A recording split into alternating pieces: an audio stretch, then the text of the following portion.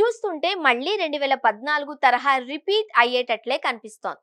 రాజధాని అమరావతి నిర్మాణం పూర్తి స్థాయిలో అయ్యేటట్లు కనిపించడం లేదు. అమరావతి నిర్మాణాన్ని 3 ఏళ్లలో పూర్తి చేస్తాము అని చంద్రబాబు చెబుతూ ఉన్నప్పటికీ ఆచరణలో ఇది ఎంతవరకు సాధ్యమన్న ప్రశ్నలు వినిపిస్తున్నాయి. చంద్రబాబు నాయుడు ఈసారి అధికారంలోకి వచ్చిన తర్వాత 2 అంశాలపై ప్రధానంగా ఫోకస్ పెట్టారు. తన ప్రాధాన్యతలు ఏమిటో ఆయన అధికారంలోకి వచ్చిన మొదటి రోజునే చెప్పారు. అమరావతి, పోలవరం నిర్మాణం పూర్తి చేయడము అని తెలిపారు. రాజధాని అమరావతి నిర్మాణ పనులు ఇంకా ప్రారంభం కాలేదు. టెండర్లను త్వరలో ఖరారు చేస్తామంటున్నారు.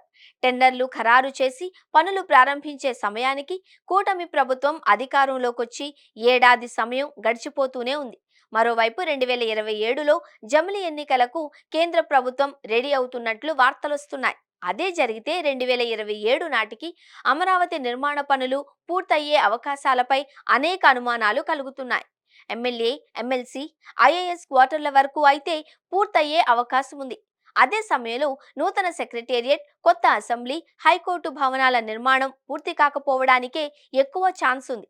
ఇందుకు అనేక కారణాలు ఉన్నాయని సొంత పార్టీ నేతలే చెబుతున్నారు. ఇక పోలవరం ప్రాజెక్టు కూడా అంతే. 2027 నాటికి పూర్తి చేస్తాము అని చెబుతున్న చంద్రబాబు ఎదుట ఎన్నో సవాళ్లున్నాయని చెప్పక తప్పదు. నిర్వాసితులకు పరిహారం చెల్లించాలి, వారికి పునరావాసం కల్పించాలి. ఇందుకు కేంద్ర ప్రభుత్వం నుంచి వెంటనే సాయం అందాలి. అందులో గోదావరి నదికి వరద పోటు ఎప్పుడూ ఎక్కువగా ఉంటూనే ఉంటుంది. పోలవరం ప్రాజెక్టు పనులు అనుకున్న మేరకు జరిగే అవకాశం మాత్రం లేదు. నీరు పుష్కలంగా ఉన్నప్పుడు పనులు జరిగే అవకాశం లేదు. నిధుల సమస్య కూడా వెంటాడుతూనే ఉంది. జాతీయ ప్రాజెక్టు కావడంతో పోలవరానికి కేంద్ర ప్రభుత్వం నుంచి నిధులు విడుదల కావాల్సి ఉంది. రాను రాను కేంద్రం వడివడిగా నిధులను విడుదల చేస్తుందా అన్న సందేహం కూడా పార్టీ నేతల్లో వ్యక్తమవుతోంది.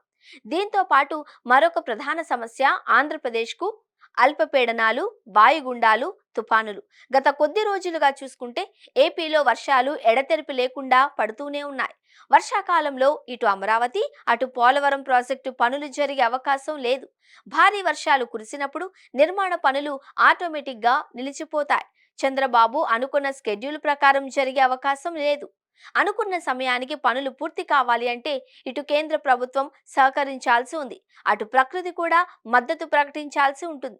ఇన్ని జరిగితేనే చంద్రబాబు అనుకున్న డ్రీమ్ ప్రాజెక్టులు రెండూ అనుకున్న సమయానికి పూర్తవుతాయి.